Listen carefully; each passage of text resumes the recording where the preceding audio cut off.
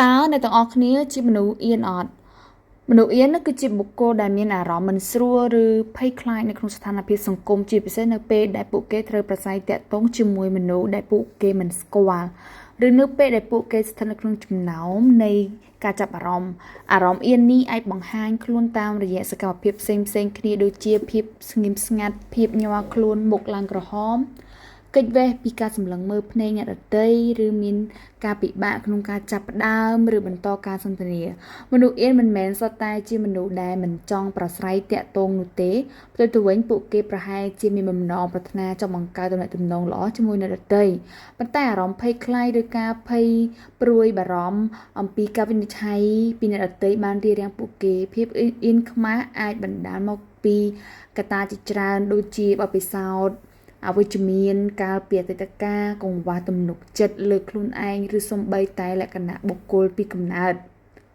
ទោះជាយ៉ាងណាក៏ដោយភាពអៀនមិនមែនជាជោគវាសនាមួយដែលមិនអាចផ្លាស់ប្ដូរបាននោះទេ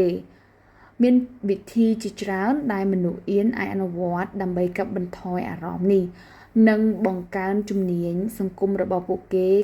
ការចាប់ផ្ដើមពីជំហានតូចៗដូចជាការញញឹមដាក់អ្នកដទៃឬការសួរសុខទុក្ខសាមញ្ញអាចជួយកសាងទំនុកចិត្តបន្តិចម្ដងការចូលរួមក្នុងសកម្មភាពដែលពួកគេចូលចិត្តក៏អាចជាឱកាសដ៏ល្អមួយដើម្បីជួបមនុស្សដែលមានចំណាប់អារម្មណ៍ដូចគ្នាផងដែរលើពីនេះការយល់ដឹងអំពីមូលហេតុនៃភាពអៀននិងការប្រឈមមុខនឹងការភ័យខ្លាចរបស់ខ្លួនឯងបន្តិចម្ដងគឺជាជំហានដ៏សំខាន់មួយការអនុវត្តបច្ចេកទេសនៃការគ្រប់គ្រងការថប់បារម្ភដូចជាការដកដង្ហើមវែងឬក៏ការធ្វើ